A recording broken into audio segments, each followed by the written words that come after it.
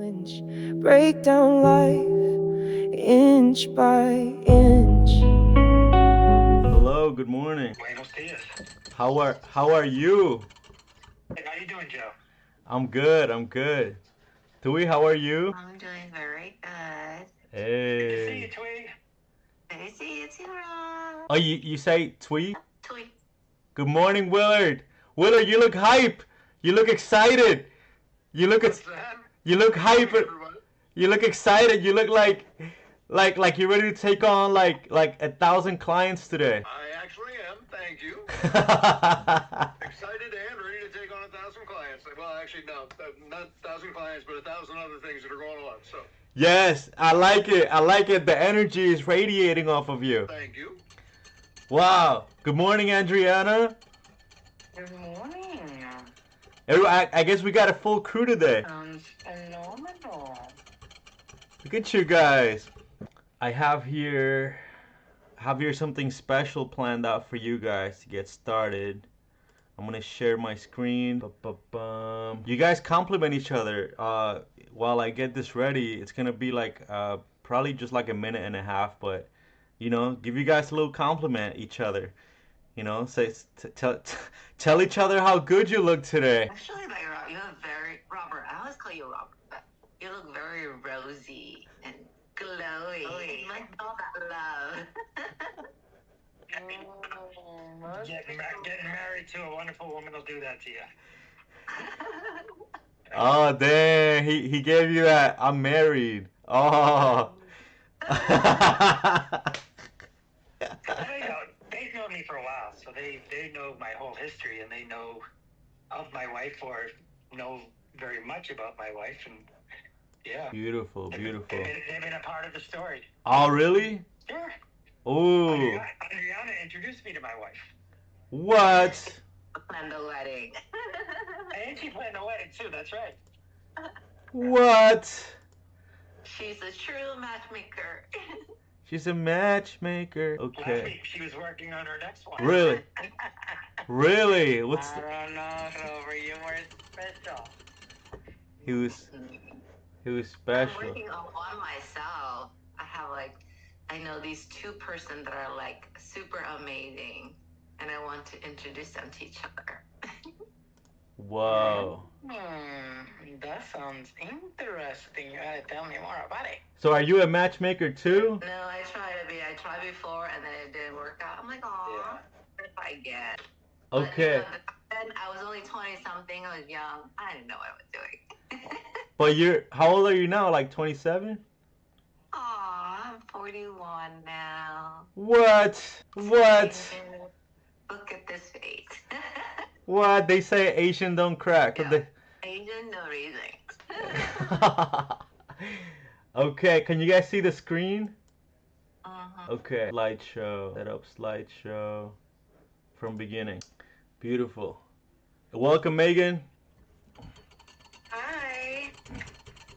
This is you don't know a lot of these people. You know Andriana, I think, and Yeah. and this is Rob. Rob from South Florida. South Florida. Okay, and this is Willard from. You're in South Florida too, Will? No, I'm over by Orlando at the moment, but I'm all over the place, so. Okay, yeah, he's a traveling. So now I can see you guys. Yes. Okay, sorry. And we got Hi. Thuy. You got Thuy from San Jose, California. That's right. She gets up early for us. Yeah, guys, this is Megan. Yeah, she does. Yeah, this is Megan.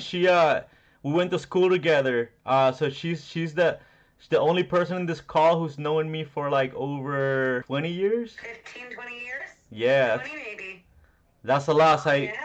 So if you want to know any secrets about me, please don't ask her.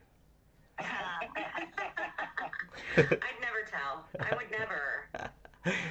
Okay, you guys see the screen okay? Yep. Beautiful, beautiful. Okay, so today's theme, the topic for today, yesterday, like it was gratitude, but then I decided I made this today about limiting beliefs, and then I want to tie those two things together. So that will be the challenge today for us. It will be to tie limiting beliefs to gratitude. And I have here this slide which includes like a bunch of examples that can help us relate to limiting beliefs. And the first one is the ant. So we have you know the ants, like when you draw like a Sharpie around the or a crayon, they see the line as a boundary and they don't cross it even though there's no boundary there. They see it as a boundary. So that's the first example. Then we have here, let me see, what's the next one? Oh man, okay, here we go. Learning how to use this. Okay, the second one is the elephant. You guys know about the elephant where they when it's small, they put a little rope around it and then it can't escape because it's not strong enough. But then when it gets big, it's more than capable of breaking the rope.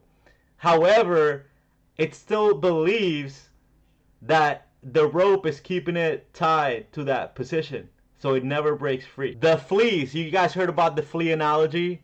You got the flea that you put the lid on the flea jar and then it can only jump that so far up. So what we're gonna do today is we're gonna go through the examples. I have about 13 examples, and if something sparks your imagination or sparks where you want to say something about a certain one, then just interrupt me and then let's get into the conversation. This is just like the conversation starter that I have designed here for today. So we have the fleas in the jar. Then the next one is the goldfish. You put a goldfish in a bowl, it swims around the bowl. You put it in an open environment in water, and it swims around a small circle because it believes it can only swim around so far in that little circle. It's kind of sad, isn't it? It's raised in captivity. It doesn't learn how to hunt or lead, so it never learns that. So then if it's released in the wild, it doesn't do what a lion is supposed to do. It reminds me of that Tony Robbins example in I Am Not Your Guru, where he makes the guy roar like a lion, and then he's like, ah, it reminds me I am a lion. You are not a. What did the lion think it was? You guys remember the movie? From the Lion King? No, no. Remember I Am Not Your Guru? Oh. In Day with Destiny, like when the guy, he's like, you are not like the story. He said a story about a lion, and then but the lion was raised with chickens, I think, or something, and he thought it was a chicken or he thought it was a sheep. You guys don't remember that? Oh, I don't think I've seen that one. You know, Remember the story, just don't remember what he was comparing it to. okay, so the lion thought he was a sheep because he was raised with sheep, but then one day he met a pack of lions, and the lions killed all the sheep, and then told him, "What the fuck are you doing? You're not a fucking sheep." But he's like, bah.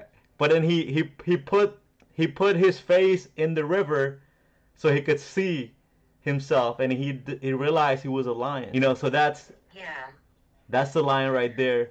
The Pavlovian dog. The trainer rings the bell, and then feeds him. And then over time, the owner rings a bell and feeds him. Sometimes doesn't feed it, but it comes a time to where whenever the trainer rings a bell, the dog is slobbering, like it's waiting for food. So it's trained. So the topic I wanna hit today is, like, there are things that we are programmed to, that we are trained, and then sometimes we're not even aware of these things. So I want us to think about things that we are trained to do that sometimes we don't even realize, and we have to deprogram or reprogram ourselves in order to go ahead. I think that a lot of times in life, we start out from a place, and even as small children, we're told what to do, what we should do, and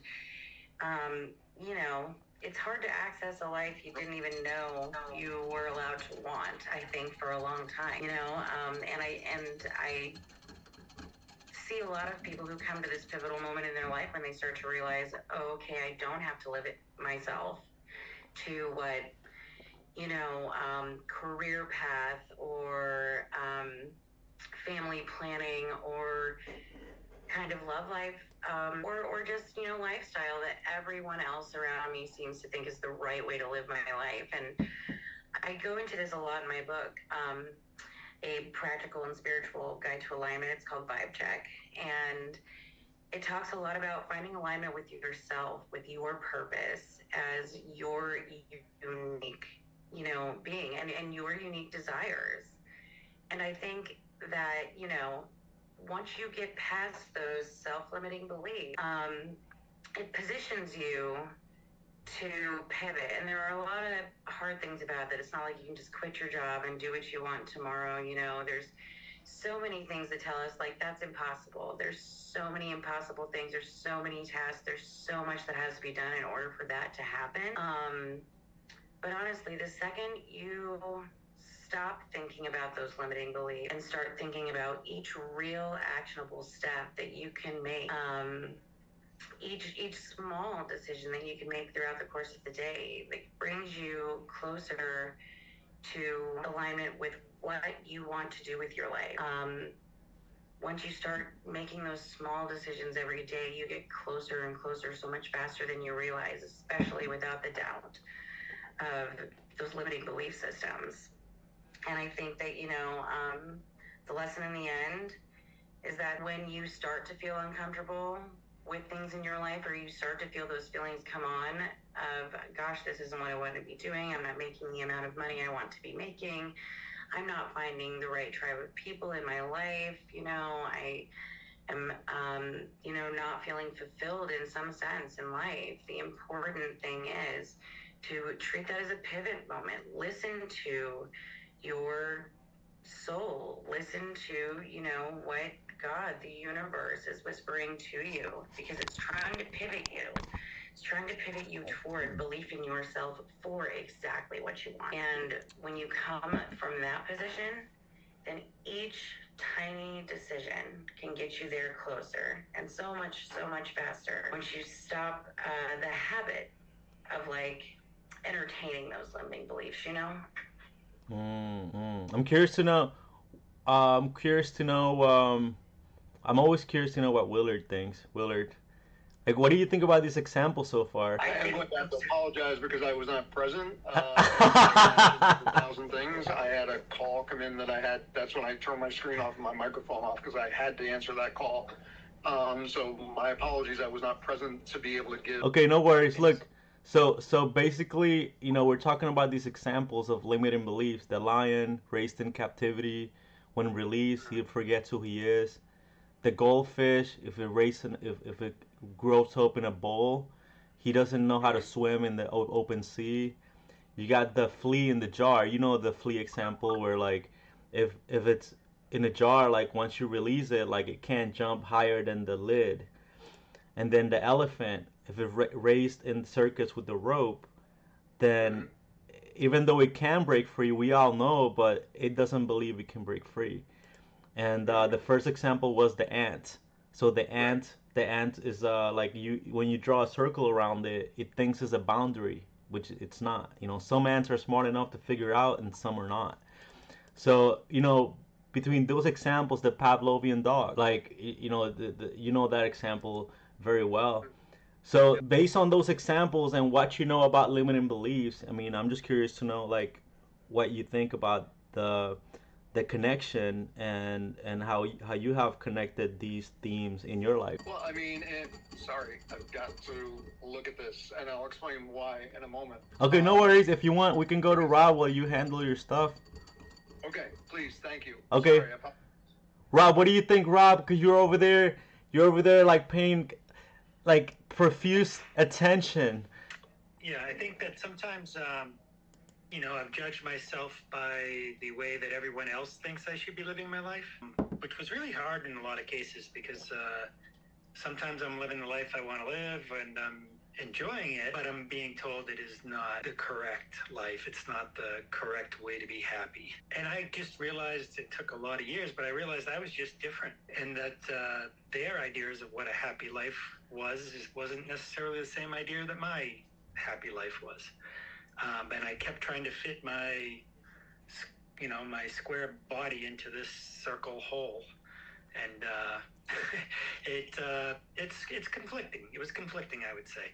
So I think I developed the limiting beliefs that, like, relationships are stressful, things like that,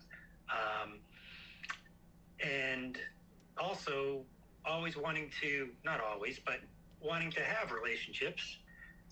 So you were constantly at battle with your own life, until you finally somehow, you saw the light, and that you were able to distance yourself from what somebody else thinks your life should be, and realize that you can make your life happy the way you want it. And that's kind of what I heard Megan saying.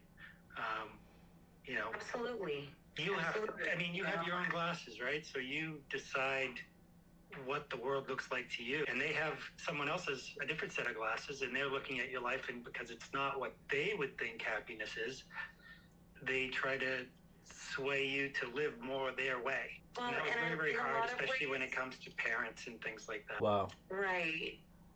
I think the first place we all experience that, and I'm saying all because I feel there is a vast majority of just the human population that experiences it in that way initially and first, right? And we try to conform to, what our parents need from us as children.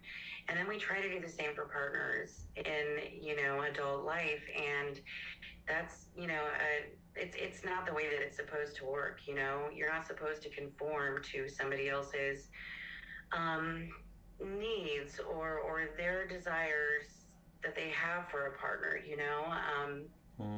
Relationally, that really requires meeting someone who has already done the self-work and is in alignment with what you want in that moment. And I know that, we don't want to dismiss someone just because they haven't reached their full potential in situations like that, but on a certain level, certain things have to be aligned, and the timing does too, and the, growth of each individual does need to be at a certain point for there to be prosperity in any kind of relationship, and they have to align uniquely to each other, in the ways that they find joy, in the ways that they show love that may not be the same from one to the other, but the way they feed each other's spirit has to be in alignment, right? So, but I can tell you right now, I've done the same thing. I'm so blessed to have been divorced for the past 8 years, but I did. I tried to conform to that. My ex-husband wanted me to be everything I never could be, and every time I tried, it didn't matter how much I accomplished, I was never going to be what idea he had in his mind of who I should be, and I never should have tried to be anyone other than who I am, and find the people that resonate with that, right? Not just in relationships romantically, but in relationships with the people I work with, funding, broking, and I decide based on that energy. Are we going to work together? Am I going to help you get the funding that you need for your specific project, business, home remodel? I don't know. It's going to require the right energy, right? And the right fit. I want people to have the right fit in every type of relationship in my life. And that's been a really hard one with my parents as well, I will say. Even now, setting the correct boundaries and trying to express that this is, I don't know if it's generational or if it's just something that we're all collectively healing slowly together, but you're not supposed to be who your parents planned in their minds for you to be the day that they found out you were conceived, right? You're supposed to be this beautiful, unique vision and this beautiful, unique presence in the world that God has brought here to be exactly who you are and nobody else. Wow. Next person. Let's hear from Andriana. What's up? You just unmuted yourself. Let me hear you. I think that that's a very interesting concept. Where you're at and where the other person is at in terms of meeting a relationship. I think what you were saying, Megan, you cannot really be everything to one person, but at the same time, actually, this is a concept that I was discussing with Thuy last week, and we were in terms talking of infidelity as a topic and deciding, well, why is it that at this point in time, we have come so far, and being loyal to a person or being with only one person, um, it's something that we have done for so many years. So what is it if that person love cup it's so much bigger than yours, and you're okay, and the both of you agree, then should that person only be with one person because that is what they want to do, or because that is what they've been raised to do, and that is the belief that we have? Relationship is only the two. Not that I'm in favor of an open relationship, but at the same time, you have to consider what that makes that person happy. Right. Or is it that person needs to be single and then be with multiple people in order to be happy? Then what was there are two school of thoughts in there. Either you get with a person who believes in marriage and it only wants to be with you, and both people have the same set of beliefs, or you are with a person who wants to be in an open relationship and both agree on that. But what happens when two people feel differently? One wants the sanctity of marriage and the other one wants the freedom of not having a marriage. And what do you do then? And you love this person, you want to be with this person, and I'm not just talking about marriage as a whole, but in any given relationship, even with friendship, when your values don't align and you see what that person wants to be, and you see and you care for that person, but your description of how love should show up is different. Right. And So how can that's we another. hold on, Megan? So how can we? So we went deep here. We went deep from the topics. How can we tie this back into the topic? Like your Yeah. comments, like the stories. Let's tie it back to the topic. So the topic is limiting beliefs. So marriage is something, fidelity is something that we've been taught is the right thing to do. And so at this point in life, not everyone agrees with that. But it is frowned upon to have an open relationship. And again, I'm using marriage because it's very black and white. And the majority of society believe marriage is a two people's thing. But Right. there is some aspects, or there are some people who believe in open relationship, and when they find each other, it's fine. There is no problem.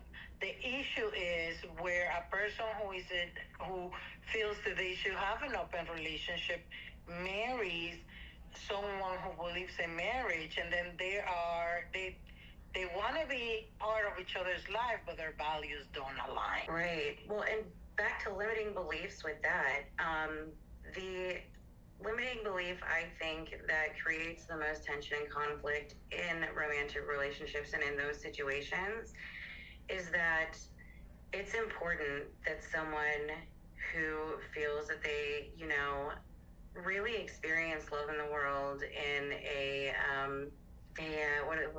polyamorous way, right? Or maybe they just, enjoy that physical entertainment, no matter what it be, the level of love that they have for you, will never cause them to be anything different than what they've decided to be within their soul, right?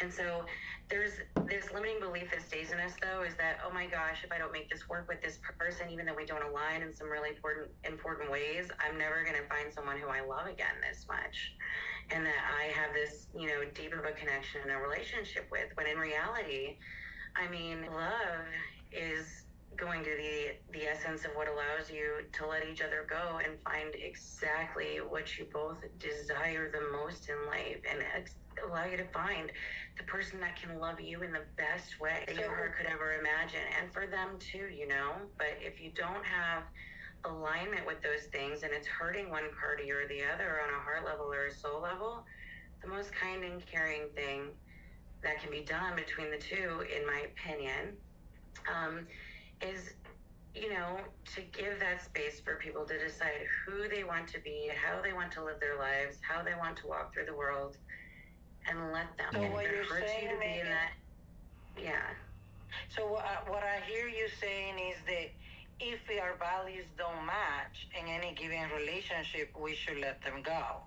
If you really cherish monogamy and your heart and your soul really crave that, that is like soul message from God for you, for your purpose in life and who you are meant to be.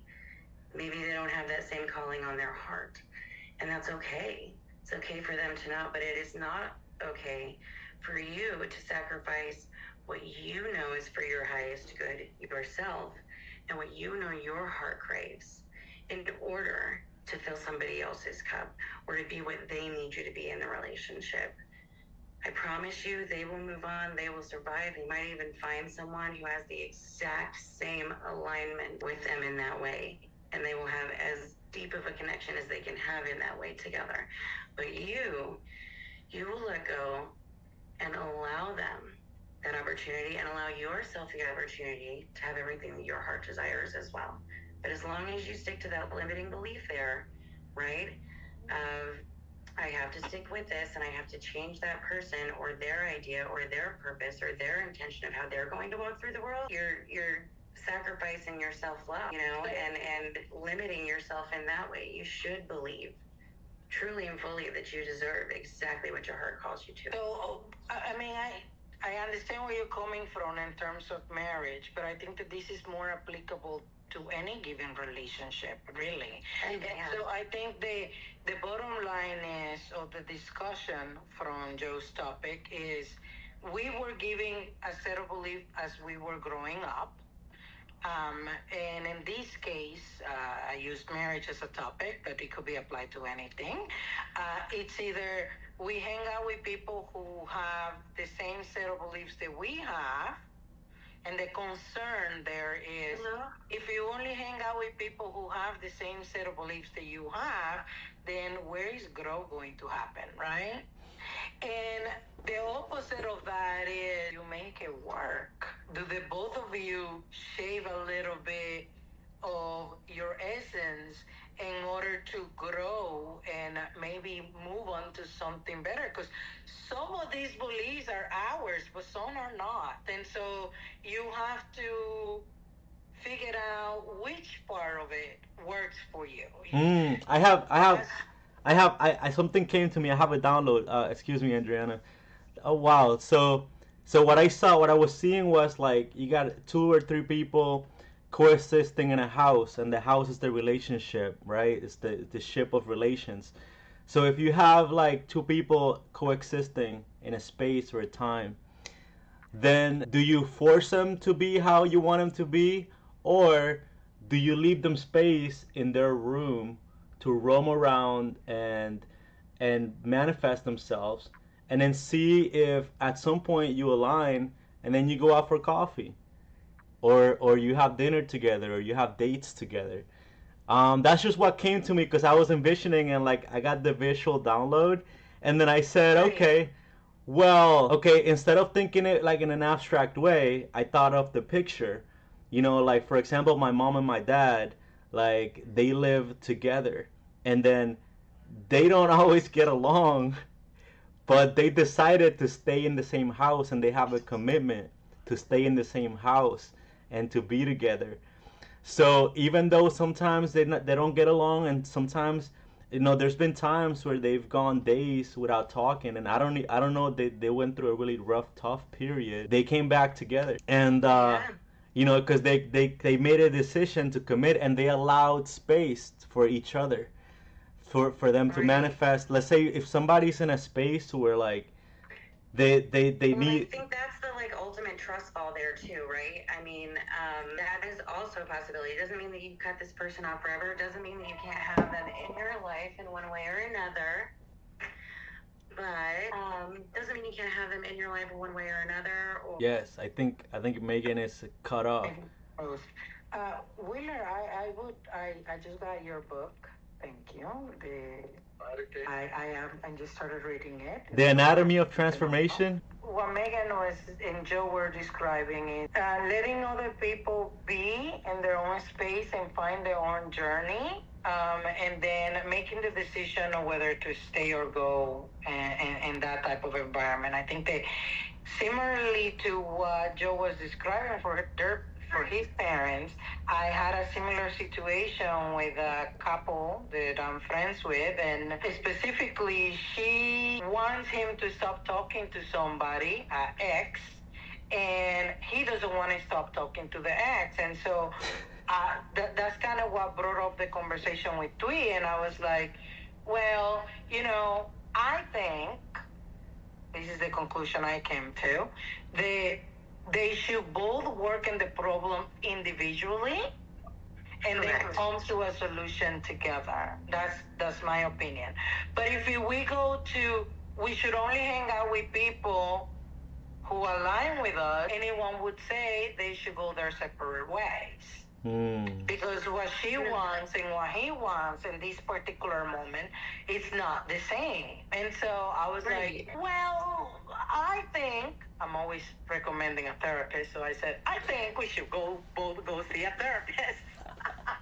I love my therapist. I think everybody should see a therapist. You should go work on yourself. But that is my solution to everything. That is absolutely my solution to everything, because I think the world, what we focus on is what we experience. And so it starts with me. If I focus on something, and then there are no other couples, so they don't believe in therapy. I have a question. Did you stay up all night, Andriana? Did you stay up all night talking to this friend? Were they talking to you like all night, telling you about this? Actually, I have learned. I listened the first time. That was a thing I used to do, to always be there and listen, because I think that's what friendship and relationships are built on, right? It's allowing this person to express themselves. I mean, whenever I have an issue, I call Thuy, I call Robert. That's what I do. But after a couple of sitting down and listening to that, you also have to establish boundaries, right? And when it starts interfering with you. So I think both of those things are important. It's important to be there for that other person, but you also have to be there for yourself. So, Willard, I was mentioning your book because I wanted to get your input. I know your book is about transformation, and I just started reading it, and I'm curious to know your take on it. So, do you go? Do you stay? Do you shave? How do you build relationships in a way they are meaningful without giving up too much of your own self? Well, first off, a great conversation, a lot of great input by everybody, and this can open up a whole lot of rabbit holes to go down. One of the first ones, and I love this, it's a shift in perception. What is the center of the word belief? What you have faith in for yourself, and it's what you have faith in for yourself. No, the word belief is one. Lie. Thank you. Lie. A belief is a lie that you tell yourself. It is a falsehood that you choose to believe. Now, that doesn't mean that I'm saying your belief is wrong, but how many beliefs have you changed throughout your lifetime? Something that you stood by and would defend to the death, and then you go, oh, shoot, that's not really what I know now, because I've allowed myself to look at it from a different perspective. One of the beliefs that I'm hearing talked about a lot here is the belief about love. Have you considered that there's two different types of love that we're talking about? One is the emotion of love, and the other is the energy of love. Two very, very different things. The emotion of love has a whole bunch of rules around it, a whole bunch of feelings that we associate to it. The energy of love is more of an action. Love expands, love lifts up, love heals, love allows, all of these different things. Look into that. And a place that this was shared with me that I went, oh shit, that's a whole different way to look at it, was in a book called Conversation with God. And it talks about love and fear and the difference between the emotion of those things and the energy of them. So when we come to the point of looking at, this conversation, and I love what Megan's saying about, we got to find out if we're aligned with people. And I love what you're asking, Andriana, of going, okay, well, if I'm only hanging around with people, how do I grow? Again, if we shift away from the emotion and look at the energy, it goes to what Josias was saying. Relationship. The only way that we get to experience who we are is by being in relationship with other people, relative to other people.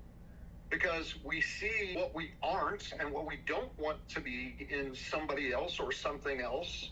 And we see what we do want to be in other people, so it can bring the best out in us depending on how we function in it. So I don't just surround myself with people who think like me, because I would never grow. I would never move into a new place, but I allow them to be who they are and where they are on their journey. Exactly. Not always, I'm not perfect. I mean, there are times where I judge, but the biggest thing, and I'm reading a book right now called The Way of Mastery, which is super freaking deep in the sense of everything around us. We judge. We have a blade of grass. We've created a judgment about it, so we don't have to think about it when we look at it. But what happens if we accept it in that moment and look at it as something completely new, and start looking at the magnificence of all of the different things that create the color, the growth, the movement, the feel, this, that, the other. We've now stepped into that phrase that some people use, is that, you know, eternity exists in a moment if you let yourself look at the whole bigger picture of what exists there. So all of this circling back again to where Josias was going, well, where does this tie back to the lesson? Talking about the limitations and the beliefs. There's a phrase that again came from a conversation with God. I'm pointing that direction a lot to this, but I've used it for years. Life begins at the end of your comfort zone. If you don't step past the things that you do on a daily basis, the beliefs, the lies that you follow onto for a certain point, and you don't risk experiencing something, you can never really experience growth. You can never experience your true potential. We look at the mask that's stuck. You know, it's like, okay, well, the lies that I've told myself about who I am and what my potential is can keep me in that place. And Megan was touching on it a bit. There's a phrase that I use, which is embracing your duality. Embracing your duality. We have that calling. We have that essence that we've come here to live and to be and to experience. Yet we've got all those outside influences telling us who we should be and what is expected of us. And we get pulled in both directions. My solution is, okay, why not bring them both together? How can I create something new and unique? You know, example, this is what I use a lot of times when I'm speaking to people. Inner part of somebody wants to be an artist. They want to be a dancer. They want to be a musician, a singer, whatever the case may be. But they've been taught they have to be an accountant, a lawyer, an attorney, and they dedicate 30 years of their lives to studying law or accounting or medicine, but they're not happy. They're going, well, I've wasted all my life. No, you haven't. How can you bring your passion for art, dance, music, whatever the case is, and your knowledge of what you've invested in learning that skill set and create something new and unique that's never existed before? We need to be able to look at going, I don't fit in a box. There is no box. I wasn't designed to be in a box. I was designed to create, to express myself, and to allow everybody else to do the same. So, example, again, tying it to Josias, you tricked us, man. You said today was going to be about gratitude. Think about where you were 10, 20, 30 years ago, and then you throw this on us. But you're grateful. I'm going to tie it together because I was thinking about that. Now, one of the reasons I wanted to make sure I was on the call today, because there is who I was 20 years, 30, actually it was more than 36 years ago now, where I'm comparing to who I am now, and being at the edge of another comfort zone. I think, I'm just going to say, 1988, this date, I was sitting in a jail cell. I was in a period of my life where I was drinking 2 cases of beer and a half a bottle of tequila every day, and I was taking 2,500 milligrams of caffeine. At the time we called speed. It was diet pills, whatever you want to call it, not what speed is now. But that was my daily ritual. For when I woke up, first thing I did was lit up a cigarette, slugged down a beer, and took some pills. And that's how I live my life every day. To believe, to even consider that I could live the life that I'm living now And for those of you who don't know what I'm doing, I'm not going to go into a lot of details, but I'll give the 30,000 foot view, because as I said this Wednesday on a call, I've learned over time that it's not bragging if it's true. So I recorded a CD of original music. That one of the tracks made it to 24 on the charts overseas. I performed over 100 times on Broadway with a man by the name of Les Paul. I was involved in the development of multiple software and business projects. I've been a business consultant and advisor for the past 25 years, helping companies go from, from one example is we took a company from 32 million to 124 million in 18 months. So, this I went from the guy sitting in a jail cell to advising people on doing those things. Now, talk about a comfort zone.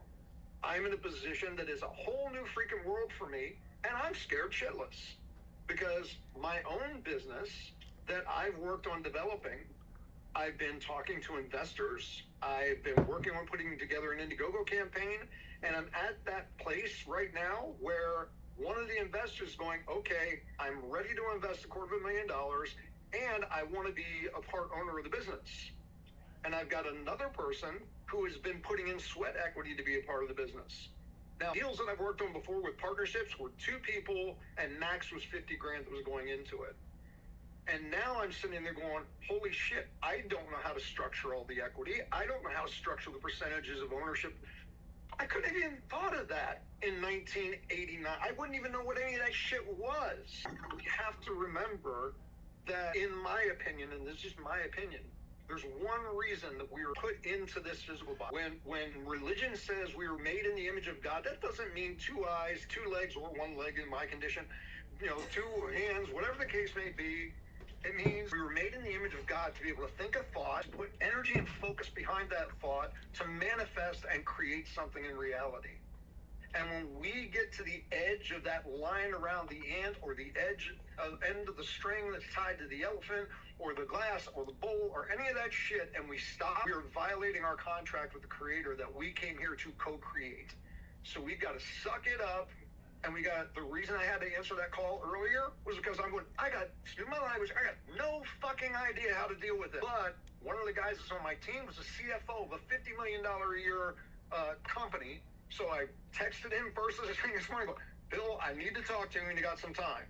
And a couple minutes after we got on this call, my phone rings and it's Bill. I'm like, oh shit, I got to take this call and let him know that, we need to schedule another time.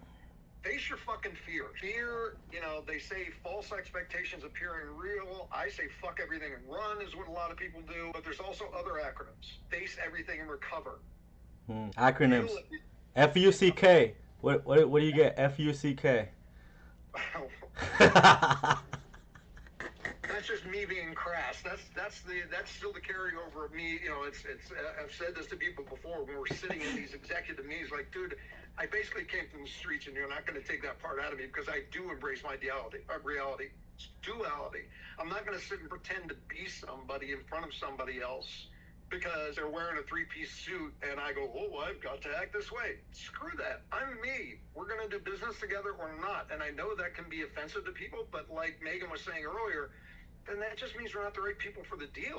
Circling back to what Andriana was, and then I'm going to stop because I feel like I'm just monopolizing this thing. If you got 2 people who aren't aligned, whether it's in a relationship, whether it's in business, whatever the case may be, and you decide to move forward, one or both of you are lying to yourself. And that's going to end up hurting the other person later on. So I think the core to it is first, you got to be honest with yourself.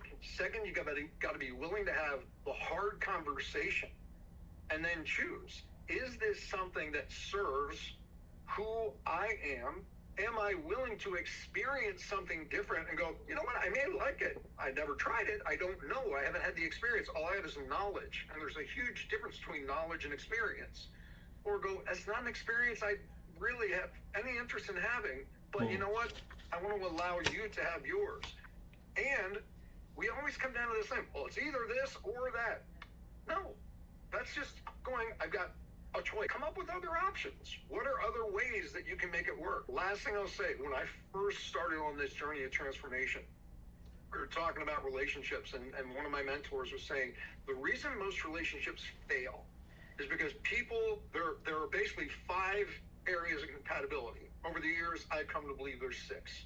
So there's 5 areas of compatibility: mental, emotional, spiritual, physical, sexual. I added financial, because if one's scarcity minded and the other's abundance minded, you're going to have problems. And she said that most people fall madly in love because they connect on 2 to 3 levels. Remember Tony's 6 human needs. 2 to 3 human needs being met can become an addiction. So they come together because they match on 3 levels, but the other 3, they're not even close on. And over the years, those 3 areas that they're not even close on deteriorate the relationship. And what she was saying was, you don't have to be exactly aligned in everything. That would be the most boring life possible. You need some of those differences to grow, but you have to be able to communicate and respect and understand the differences that you have in those areas. And I believe that most people are not honest enough with themselves to have those type of conversations, because they don't want to hurt the other person's feelings and they don't want to be rejected. It's about a level of brutal honesty with yourself, and then a level of loving honesty with the other person. I'm going to stop, because otherwise I could just ramble on. Bet. And one thing you said, Willard, was like, you have a hard stop. You have a boundary that you placed there. It's a hard stop, that you've said there before. But then whenever you're in a relationship with somebody, it's good to be like a palm tree instead of like an oak tree. Yes, you have that boundary, but however, like, okay, it's good to rethink these boundaries and see, is this really a useful boundary in this particular relationship? Because you might have set this boundary for other relationships in the past. Do I have to have this here? And is it necessary for it to be this strong, or can I just make it a little more flexible? I can put it there if it becomes useful, but sometimes it's not necessary. And then the other part is the root. What is actually the root of this? So let's say, like, most people get into relationships not by design, but they get into a relationship by like stumbling and bumping and then settling, and then they wonder, why isn't this person perfect for me? Well, because you fucking, like, you didn't decide. First of all, you don't know what you want. and second like, and then you didn't pick the person based on what you want. You're relying on the lottery of love to give you the exact person that you want, and then they didn't give it to you, so now you're trying to fix them and change them to be who you want them to be. But it's not gonna happen. It's just not. Wait a minute. And I want to hear what Rob has to say, because I feel like we really haven't. But here, when you get into a relationship, initially, when you're meeting a person and you're, let's say, keeping your options open, and any given a scenario, not just romantic relationship. So right now, I am getting to know Willard, and I am using you as an example because I have had more interaction with Joe. But Joe, I could very well use Joe. I'm getting to know Willard, and I can tell that some things that we believe, I see some of us having some of the same values because we're here, right? We value personal growth, we value openness, we value sharing our story, we don't mind. So I can see that we have some commonalities. But at the same time, there are some other aspects where we may not have that commonality. And then we decide, I really, maybe Willard decide, I don't want to be part of that anymore because I don't really want to hang out with Andriana. Or maybe I decide I don't want to hang out with Willard anymore. And so that's what it is. But initially, it's very different for a friendship than it is for a romantic relationship, because those move at different speed, especially after you move in together. Because now you get to see, you get a 360 view of that person. You get to see them when they're good, when they're bad, and so it's very different. Very, very different than a friendship. I known Ro for about 2 or 3 years, but I can tell you I've seen Robert mad maybe once. And so it's very different. Even Thuy, I known for 14, what is it? 10, I think it's about 10 or 14 years. 11 years. 11 years, thank you.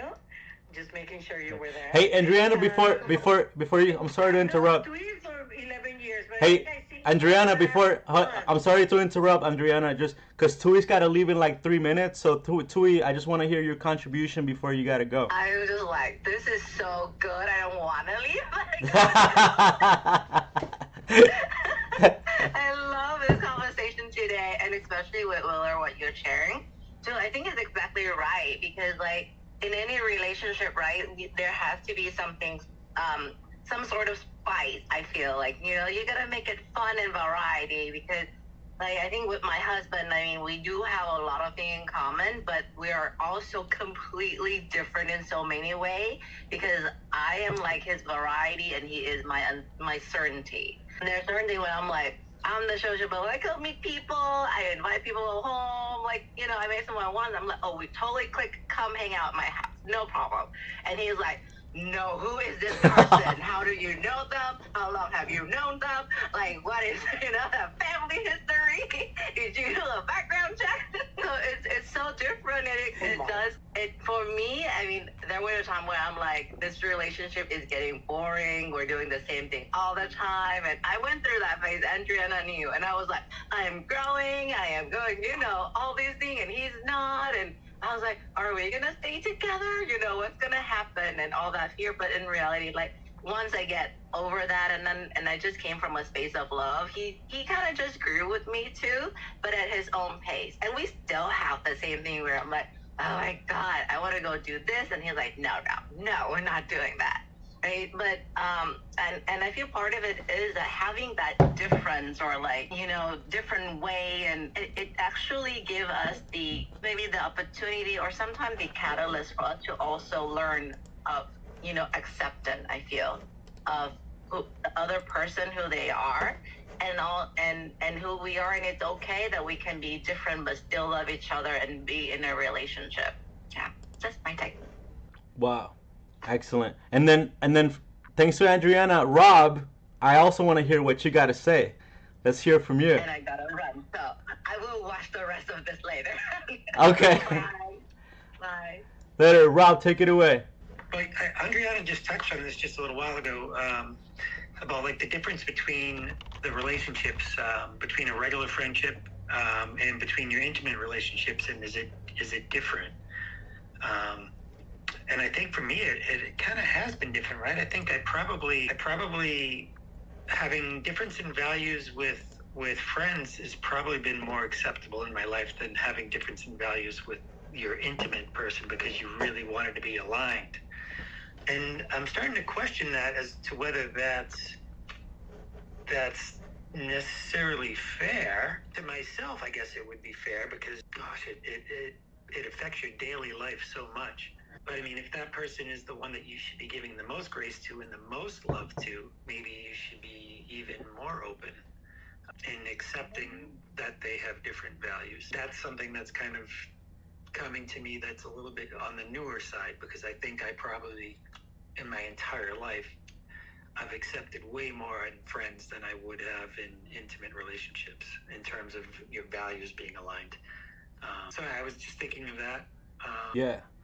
Yeah, and that's like, there's levels, right? Because you're gonna accept certain things from people you don't hang out with all the time, and the less time you hang out with people, the more you can accept from them, because you're not with them all the time. You know what I'm saying? So, and then I got a surprise for you guys here. I have something called the 6 thinking hats, and I think this is a great framework to kind of close this call. We're at about an hour mark.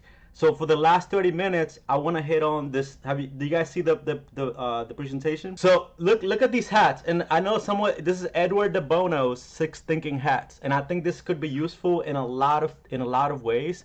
And I think especially in relationships and goal setting, you have different ways you can think of, different angles you can put on a different belief, or a different frame of thought, or a different decision making. The 6 thinking hats, for example, the white one, you gather data.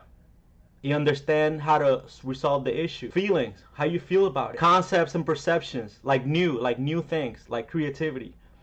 The yellow hat is optimism, like, oh, what's great about it? It's the process, hat is used correctly.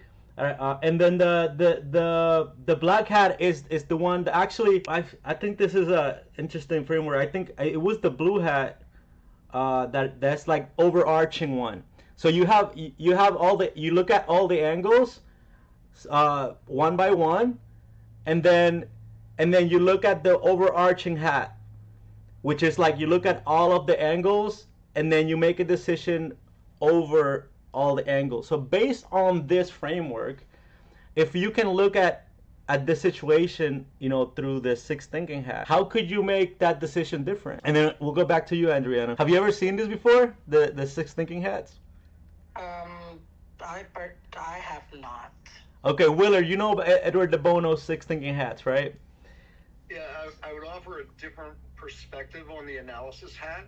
Okay. That rather than the overarching, the umbrella part of it, it's actually more micro. It's actually, it doesn't look at how all of those connect. The analysis is similar to the perfectionist, you know, where it's going, okay, I need to look at the facts hat and make sure all of the processes of how they're getting their facts work correctly. And then I need to look at the feelings and make sure all of those processes are used correctly. But it doesn't look at the overarching because it is so focused on the microscopic details of things. That would just be my difference of interpretation of it. Right. The black hat is the overarching one, right? No, each of these are individual. The overarching is how you tie these things together personally. The judgment in Tony language, that's about mismatching. It's for looking for what's wrong, so you can then be creative on how you're going to fix those different pieces that are out of alignment. You know, Tony calls them mismatchers, you know, when it's talking about personality types, the people who are always pointing out, you know, what's wrong with something, well, why that won't work, and God bless you, they used to be the biggest pain in my butt. Now, understanding them, I see that they're the greatest asset to me because they are looking for the holes in my plan that I may not see. Same way that the analysis person is looking to make sure that if I'm saying I want to achieve something, they're making sure that all the parts of it are in place. We, the white head in the middle, wears all those hats, but I don't believe that any one of those rules over all of them. They are all very powerful individual traits on their own. Okay, so how can we tie this to a decision making when it comes to relationships? I think Willard just said it. And it's changing your perspective from seeing those person who are always pointing out what's wrong, to going from that person who considers them a pain in the ass to consider them the biggest asset. So to go from wanting that person to be like you are, to appreciating their differences. Rob, before I jump in, I'd love to hear your insights because, again, I felt like I was monopolizing a lot of things. So please, sir, do you have thoughts on Josiah's question?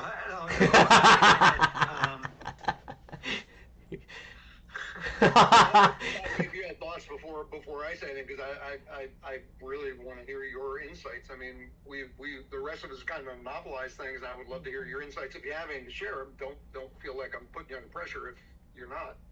No, Willard, go ahead with your thoughts, please. Yeah. Well, in asking how we tie it all together, I mean, everything. Excuse me. I guess the question was, how do we utilize this in the relationship aspect of things? Correct? Yeah, because like not like a hey, this is a tool here, or like use this tool, but like if you could use this tool in a relationship, you know, how could you use it? Because it's a tool, it's a framework, but it represents something. And what it represents is there's just not one way of looking at something. Like you have to look at a lot of angles. If you're gonna make a decision that is truly important to you, you really have to look at all of the different angles, and really to take priority over one of the angles. I don't know. For me, it's more of like, okay, let's look at all the angles, and then let's make a decision after, kind of thing. So, but I don't know. I'm curious about what you think. Well, I think there's multiple answers to this, and I'm not trying to deflect it. If this is me thinking about an issue or a problem, then I'm going to use each of these hats to analyze what I feel, think, what I know, how I can come up with solutions, what's the positive approach to all these different things. But if you're asking about a relationship, then that now makes it multidimensional, because my facts are only my facts. Their facts are different. There's three sides to every story: yours, mine, and the truth. The feelings. I know what I feel, and am I taking into consideration what you may be feeling? Because I have no idea your model of the world. I'm just presuming what you're going to think. I shared this a lot recently, so if I shared this on a recent call, stop me. I know Rob and Andriana were on Wednesdays, but there's a great book called The Fifth Agreement. If you read the Four Agreement, haven't read the Fifth Agreement, I highly recommend reading the Fifth Agreement. But there's one section of that book that stuck out for me, and it was a paradigm shift. It said, the four of us that are left on this call could be having a conversation right now. And when that conversation's over, I go into a movie theater and I sit down and I watch the replay of this conversation. Like, yep, I remember when Rob said that. Yeah, Andriana said that, and yeah, I can remember when Joe said that. Finish up, go, yeah, that's exactly what happened. Go into movie theater number 2, sit down, and go, I don't remember saying that. I don't remember Andriana. What the hell? I don't. And I look next to me, and Rob's movie theater. Rob and I get up, we move to theater number 3, we sit down, and we're both looking at each other going, what the hell is that? No offense, Andriana, but you're the next to my thing. That's your theater. No matter how much I want to understand your experience, I never, ever, ever will. And no matter how much I want you to understand my experience, you never, ever, ever will. And when I finally come to that realization that I don't see the world through your eyes, because I didn't grow up in your body, I didn't have your experiences, I don't have your beliefs, I don't have your values, I don't have your rules, all that shit, now I can approach conversations and communication in a whole different way. If I'm looking at this individually, yeah, I can go, yep, I gotta get the facts, at least the facts I can get. I gotta check my feelings. I've got to look at how I can connect the dots and be creative. The positivity, I play around with that word a little bit because I think too many people use basically fake positivity, try and get through shit. And Atoniism, never look at something as being worse than it is or better than it is. Just look at it as it is and look at how you can move forward. The analysis, I become highly analytical in those things. And the judgment, that's probably the one that I've been working on the most, is to recognize that judgment isn't just what I used to think it was. I thought judgment was that negative term. But judgment simply to me now at this point means, what's the meaning that I previously attached to this person, place, or thing that may be incorrect? So again, I just think when you pull it into the realm of having another person, whether it's in a relationship, in a business, whatever, you've got to recognize that it's a multi-dimensional thing now of how you're thinking about things and looking at things, because we only have our perspective. And I'm mature enough at this point in my life to know that my perspective isn't even close to right. I'm at the point where I'm in my life where I go, I don't even know that I believe everything that I know. Beautiful. Okay, so for the last few minutes here, how can we tie this conversation into gratitude? Because whenever we're looking at things that don't work, have we stopped and looked at those things? What is working? Yes, we look at the things that aren't working. It's important because you don't want the system to crash. However, have we stopped and looked at the things that are working? So gratitude, I don't know, what are your perspectives on this, and how can we tie this back into gratitude? All right, I'll go first. I'm the talkative one, so. Let's go! Look, gratitude, to me, if I'm going down the spiritual part of Willard Barth, love and gratitude are the same thing. Love is allowing, love is expanding, love is healing, love is lifting. Gratitude is the same thing to me. Because if I believe that everything is love, not trying to be less or anything else, but if I truly believe that, whether you want to call it God, universe, creator, infinite intelligence, whatever you want to call it, is just this one thing, and there's nothing in this world that is not that. So if I look at anything and judge it as bad, I'm judging everything as bad. Hmm. So gratitude to me is going, if I look back at my life, I'm here to have an experience.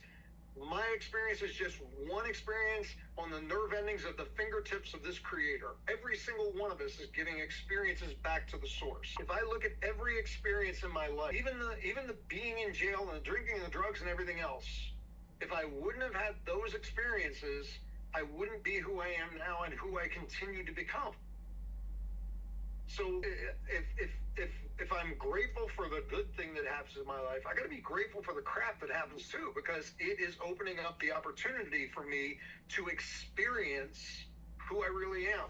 The hard times is where I discover the character strengths I didn't think I had, the friends that I didn't think I had. So it's learning to be grateful for every single piece of it.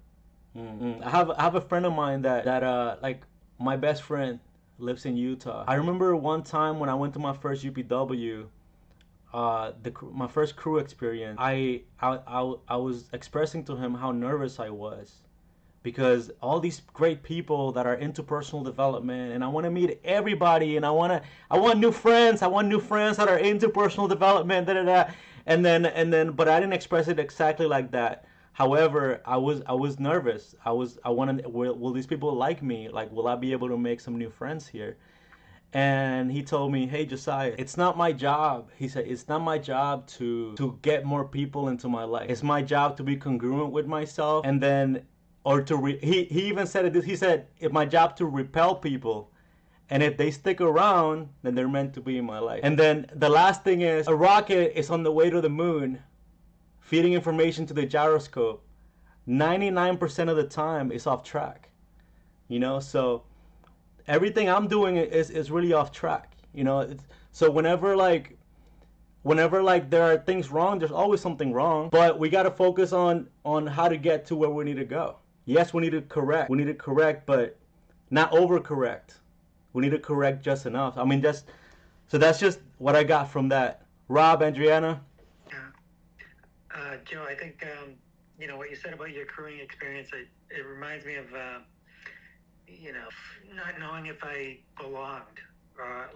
Everybody else is further along in their journey than I am, and about becoming more comfortable with the space that I was in and where I am in my own path, and not comparing myself to others, or if I want to compare myself to somebody else, compare myself to where I was a year ago,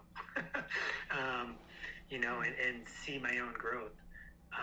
So I remember having those feelings when I first crewed. Definitely. And in terms of gratitude, there's so much to be grateful for, even in my most negative time. If I find a way to think about the people that would trade places with me, even in my worst moment, there are people that would trade places with me, right? Because, of whatever their situations are, or I think I heard Tony say this at one point in time, to be grateful for the things that I didn't have a hand in doing. I'm living in a house that I didn't build. I drive a car that I didn't have to put all the sweat into learning how to create. All that stuff. And me, I'm a big nature guy, so for me, it's so easy to be grateful whenever I'm anywhere out in nature, and the sun, the clouds, the sky, the rain, all of it. Gratitude and mindset. That's what makes my days better. Finding a way to be grateful for something. Even the bad things.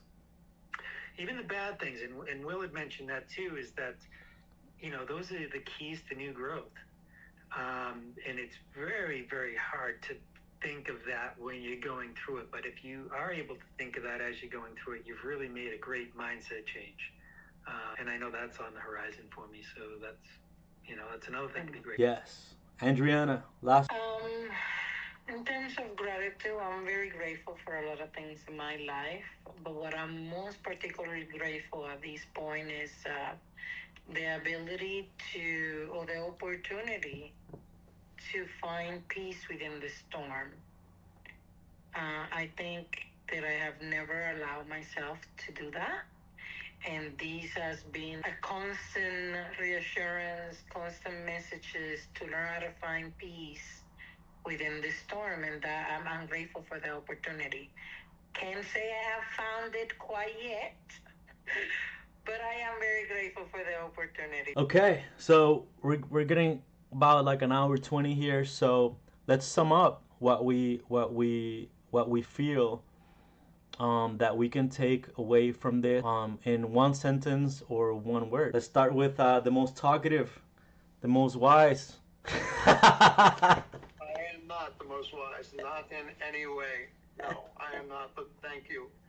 We are all one. The only wisdom I have comes from the fact that all of us are working together and sharing energy. I just have the grateful blessing that I've been around a lot of people who have shared that energy with me. So all I'm doing to you is feeding back what I've got. I appreciate the compliment, but I am not wiser than anybody here. Yes. It's about us all recognizing that we are divine, we are wise, we are whole, and we have a great gift to contribute. And the only thing is preventing us tying it up. And the only thing is preventing us from doing that, there's two things in life that prevent us from anything: fear and limiting beliefs. Get rid of those two things and you will be the wise one on this call. Yes. I think in the Bible it says like 347 times, do not fear. So that says something. And the other thing is, what's important here? Like for me, when it comes to this, it's this. It's the shared space and time where we can learn together and grow together. Nothing else really matters as much. That's the main thing. I'm bringing people together here. Let's enjoy our time. When it comes down to our personal lives, we all have stuff that we got going on. But when we come here, let's enjoy this growth. Let's contribute to each other's lives when we're live, when we're on the call, on the Zoom. And then when we go to our lives, let's try to take that and apply it if it applies. Rob. I think for one word, and I think in relationship to my mind, I would say that the word would be flexibility. Yeah, I want to be able to definitely don't be rigid in my thinking. I want to be completely flexible and be able to meet people where they're all at to enhance our communication. So flexibility is my word. Beautiful. Andriana? Acceptance. I think everything starts from there. Beautiful. Okay. Willard, you taught me this exercise, and I used it a lot. When I had my previous calls before, the little me exercise. That's a really powerful exercise, and I've used it so much. And it actually indirectly through me, I helped probably, I don't know, maybe 5 or 6 or 7 people discover their passion. That's awesome. Yeah. So what I want to do is, if you don't mind to close out the call, if we can do a quick version of that. Can we do another call, because I thought this was only going to be an hour. We've run at that point, and I actually have to go at this moment. So okay. All right, cool. I appreciate the request. I just can't honor it this moment because of another commitment. Okay, no worries. So I love you all. I do have to go. Okay. Thank you, Willard. Thank you. Okay. So a 30-second version of this, really quick, is just closing your eyes, looking at a memory when you were 7 years old or 8 years old. And then once you're there, you imagine the space, you imagine the environment, and then just imagine what it was. Like, was it a time where you're inside, outside, where you were with a family member or a friend? And then just ask yourself the one question that's important, and that is, what do I want at this moment? And just sit there, ask yourself this question. And you're asking the little you, like, the little you, what do I want? For the sake of time, we can come back, and now what that answer, it's something that's coming up right here, right now, in your present time. That desire that you had back then, you still have it. It's one of the deepest desires you have. And it's expressing itself through the pain of like all the years of you haven't been able to consummate that desire. It's expressing itself right now at this age. So that's the exercise. You look at that. I did this through a lady, Annette, in my previous group calls that I used to do. And then she realized she wanted to be an artist. And then she worked a corporate job. And then after this exercise, I did it about 2 or 3 times with her. She became an artist. She started painting. and then now she's got her own gallery in South Florida. So this is a really cool exercise to do. You know, depending on how much work, how much like effort you give to it, I mean, you could really change your life. So I'll leave you with that, guys. Thank you so much. My word today is gratitude, and you guys have a beautiful day. Let's enjoy it. Thank you, Joe. All right, have a great day, guys.